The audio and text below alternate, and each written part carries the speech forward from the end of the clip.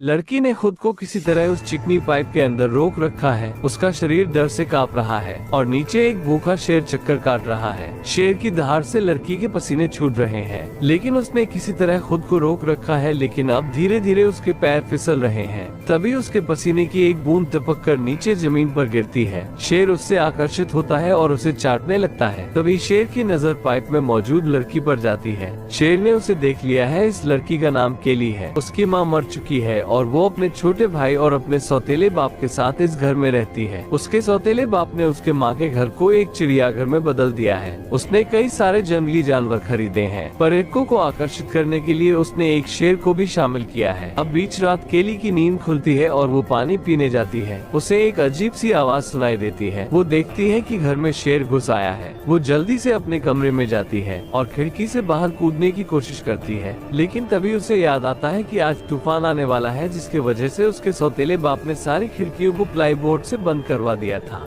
वो पुलिस को फोन लगाती है, लेकिन कॉल सेंटर तकनीकी कारणों से बंद है। वो अपने सौतेले बाप को फोन मिलाती है, लेकिन दुर्भाग्य से उसका सौतेला बाप पब में बैठकर शराब पी रहा है और उसका फोन कार में पड़ा है। शेर गुर्रा रहा है। वो भूखा है। उसे शिकार की तलाश है। केली धीरे से अपने भाई को पुकारती है। वो काफी आवाजें लगाती है, लेकिन कोई जवाब नहीं मिलता। टाइगर की परछाई दीवार पर नजर आती है। लड़की दरवाजे की ओर भागती है, लेकिन उसे नहीं पता था कि ये दरवाजा भी सील था। वो अपनी पूरी ताकत से उस पर अपना पूरा जोर लगाती है, लेकिन बोर्ड टच से मज नहीं होता। अब वो रोशनदान को खोलने की कोशिश करती है। वो लगातार प्रहार कर रही थी कि तभी बोर्ड ढीला पड़ जाता है, लेकिन उसके शोर शराबे से टाइगर को उसकी लोकेशन का अंदाजा हो गया था और अब वो दरवाजे को तोड़कर अंदर आने की कोशिश कर रहा था। वो दरवाजे को जोर जोर से ठोक रहा था। केली स्त्री को मार मार कर रास्ता बनाने की कोशिश कर रही थी, लेकिन अब टाइगर दरवाजे को तोड़कर अंदर आ चुका था। लड़की जल्दी से वेंटिलेशन पाइप में घुस जाती है। वो पाइप से होते हुए दूसरे माले पर निकल जाती है। वो घबराई हुई अपनी सांसों को नियंत्रित कर रही थी कि तभी वो अचानक अपने भाई को वहाँ बैठा देख चौंक जाती है। वो जमीन पर बैठा था। वो अपने भाई को स्थिति समझाने की कोशिश करती है, लेकिन उसका भाई जो एक मानसिक रोगी है बस उसकी ओर देखता ही रहता है। केली कंप्यूटर ऑन करती है। वो ऑनलाइन मदद बुलाने की कोशिश करती है, लेकिन कंप्यूटर में कनेक्शन नहीं आ रहा था। अब वो घबराते हुए देखती है कि टाइगर की दहाड़ बहुत पास से आने लगी है। वो एक परफ्यूम की बोतल लेती है और चारों ओर छिड़क देती है। वो जल्दी से अपने भाई को लेकर बेड के नीचे घुस जाती है। जल्दी ही टाइगर अपने भारी कदमों से कमरे में घुसता है। चारों तरफ पड़ा परफ्यूम टाइगर को भ्रमित कर रहा था। वो आगे पीछे देखते हुए चहल कर अब वो बेड के ऊपर चढ़ जाता है। उसके बाहर से बेड का बोर्ड बुरी तरह से दबकर केली के चेहरे के बिल्कुल पास आ गया था। वो डर के मारे सांस तक लेना भूल गई थी। केली को लगता है कि अब टाइगर यहाँ से चला गया है,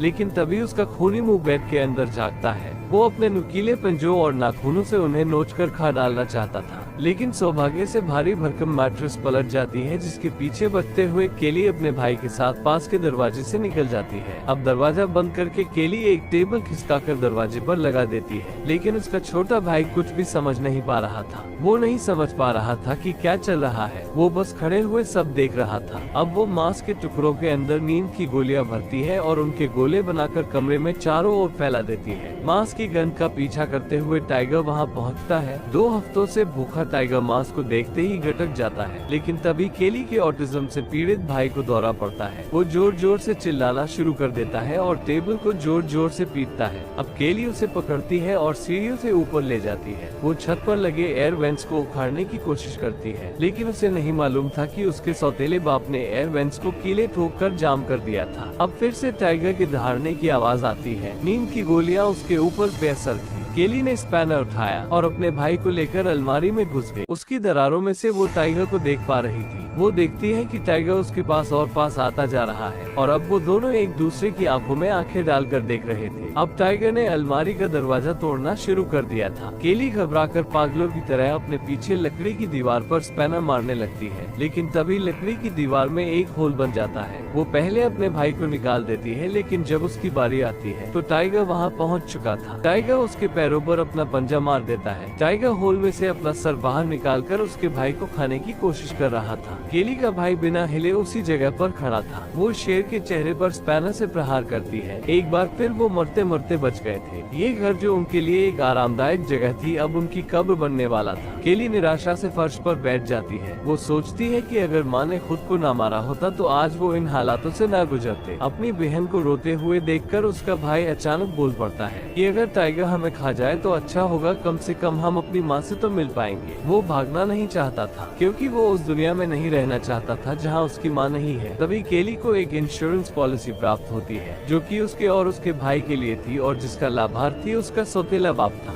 वो तुरंत समझ गई कि उसकी माँ को उसी ने मारा है और अब उसका निशाना हम है। अब केली गुस्से से लाल हो रही थी। वो उठती है और ढूंढना शुरू करती है। वो अपने सौतेले बाप को ये सब करने के बाद सजा दिए बिना नहीं छोड़ सकती। आखिरकार उसे एक ड्रॉर में एक रिवाल्वर मिलती है। दूसरी ओर उसका सौतेला बाप पब में बैठा एक अच्छा बाप होने का दिखावा कर रहा था। वो अपने पड़ोसी के सामने घड़ियाली आंसू बहा रहा था कि अकेले बाप का अपने बच्चों की देखभाल करना कितना भारी काम होता है। केली लिविंग रूम में छिपी हुई है। टाइगर उसकी खुशबू सूंघते हुए वहाँ आता है। दोनों में बस एक दीवार की दूरी थी। केली ने अपनी सांसें रोक ली। वो टाइगर के गुजरने का इंतजार करती है। अब वो रिवाल्वर उठाती है लेकिन दुर्भाग्य से उसका निशाना चूक जाता है। अब निशाना लगाने की टाइगर की बारी थी। घबराहट में वो भागते हुए गोलियां चला रही थी लेकिन उसका हर निशाना चूक रहा था। संकट की इस घड़ी में उसका भाई टीवी देख रहा था। केली एक तरकीब निकालती है। वो टाइगर को डाइनिंग रूम में ले आती है जहाँ चारों ओर आईने लगे थे, जिससे टाइगर भ्रमित हो जाता है। अब उसे मौका मिल गया था अपने भाई के साथ यहाँ से भागने का, लेकिन तभी उसका भाई पगलाता है और उसके मुंह पर चाटा मार देता है। उनकी आवाजों से टाइगर का ध्यान एक बार फिर आकर्षित होता है। वो स्टोव पर खड़ा था और केली ने तेजी से बर्नर ऑन कर दिए। टाइगर चीख रहा था, वो जल गया था। अब वो केली पर हुंकारते हुए झपट पड़ता है। वो तेजी से भागते हुए बाथरूम में चली जाती है। वो विंडो को तोड़ने की कोशिश कर रही थी और टाइगर दरवाजे को तोड़ रहा था। वो कमजोर दरवाजा उसे ज्यादा देर तक नहीं रोक सकता था। तभी केली एक जोर का धक्का लगाती है और तूफान घर में घुस आता है और वो छलांग मारकर बाहर कूद जाती है। लेकिन उसका भाई अभी भी अंदर। वो भाग जाना चाहती थी लेकिन तभी उसे अपनी माँ का मुस्कुराता हुआ चेहरा याद आता है। वो उसके छोटे भाई को कितना प्यार करती थी। थोड़ी सी झिझक के बाद वो कार से बाहर निकलती है। वो वापस घर के अंदर जाती है। वो अंदर पहुंचकर देखती है कि उसका भाई एक कोने में दुबका हुआ बैठा हुआ है। केली को अपनी गलती का एहसास होता है। वो अपने भाई को भरोसा देती है कि वो कभी भी उसे अकेला नहीं छोड़ेगी। वो एक मसाल बनाती है। एक बार फिर टाइगर उन पर अटैक करता है। वो उस पर मसाल से हमला करती है, रिवॉल्वर से उस पर गोली चलाती है, लेकिन इससे टाइगर को सिर्फ एक खरोंच ही लगी थी और अब टाइगर गुस्से में आ गया था। वो अपने दांत निकालता है। ये बस जिंदगी और मौत के बीच का एक क्षण था। भाई बहन जल्दी से एक फ्रिज में घुस जाते हैं। क्रोधित टाइगर फ्रिज को उल्टा देता है। केली अपने भाई को कसकर पकड़ लेती है। वो बिना शोर किए अंदर बैठे रहते हैं। कुछ देर बाद केली देखती है कि बाहर शांति छा गई है। केली सावधानी पूर्वक बाहर आती है। वो देखती है घर का मुख्य दरवाजा खुला हुआ है। उनका सौतेला बाप शॉटगन के साथ घर में आ चुका था, लेकिन उसने ये नहीं सोचा था कि वो दोनों भाई बहन जिंदा होंगे। वो धीरे से दरवाजा बंद करता है और दोनों को मारने के लिए गन उठाता है। केली ने देख लिया था कि वो क्या सोच रहा है। वो अपने सौतेले बाप से पूछती है कि क्या वो उसे और उसके भाई को छोड़ सकता है। वो कहता है तुम्हारी माँ ने भी मरने से पहले यही कहा था। लेकिन तभी उस पापी के पाप का घड़ा भर जाता है और भूखा शेर उस पर हमला करके उसके टुकड़े कर डालता है और भाई बहन जान बचाकर बाहर निकल जाते हैं।